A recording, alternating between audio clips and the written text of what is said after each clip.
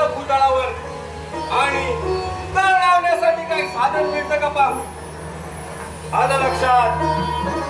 गर्वाने उन्मत्त झालेला उग्रसेन पुत्र कंस याच्या मथुरा नगरीमध्ये जातो.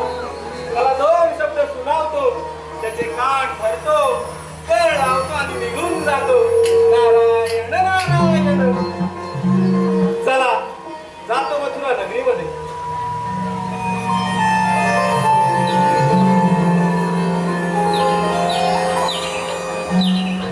असावी दिव्य मथुरा नगरी. जातो आणि कंस राजाचं दर्शन घेतो.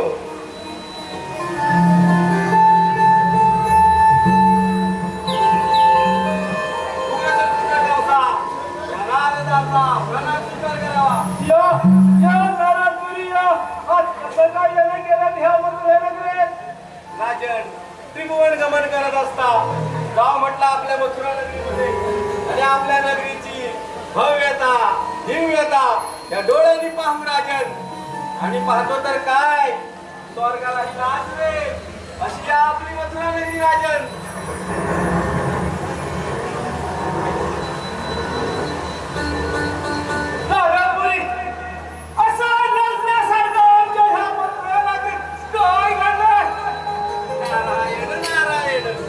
राजन वसुदेव आणि देवकीचं लग्न तू मोठ्या थाटामाटात लावलं. होय होय नारदमुनी, शेवटी आमची लाडकी बहीण आहे. तिचा लग्न मोठ्या थाटामाटाला लावून दिलंय. पंच पक्वान्नाचा भोज घातलाय. होय राजन, परंतु त्यामध्ये एक आकाशवाणी झाली.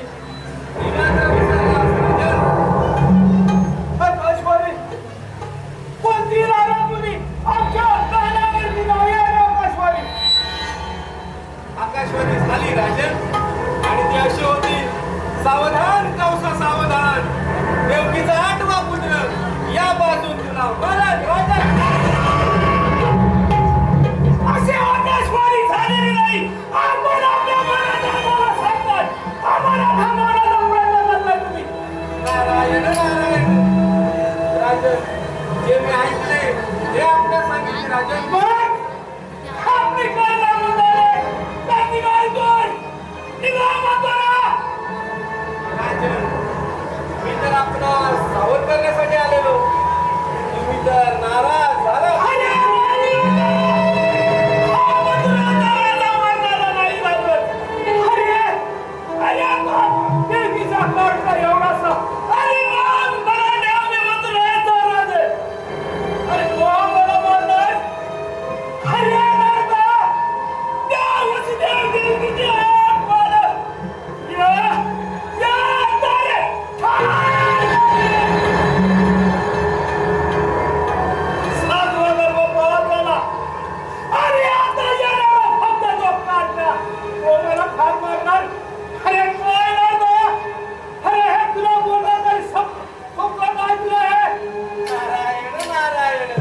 राजन, परंतु नियतीने ठरवलेलं आहे ते होणार राजन.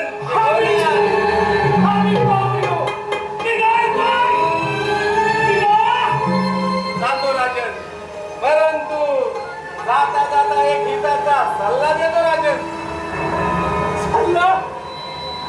अरे तू या सामान्य नारदमुनी आणि मी मथुरेचा राजा, तू मला सल्ला देणार? राजन जनावरांचा सल्ला पटला तर घ्या, नाही तर सोडून द्या राजन.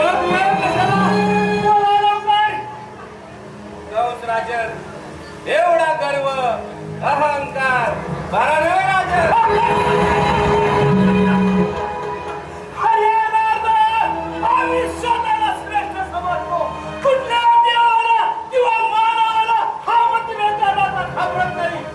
हाच गर्व हाच अहंकार एक दिवस तुझा घात करणार राजा.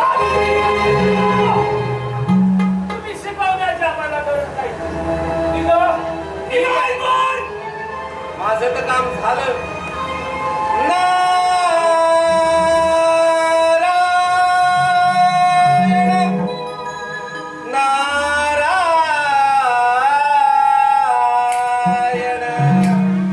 Hosanna.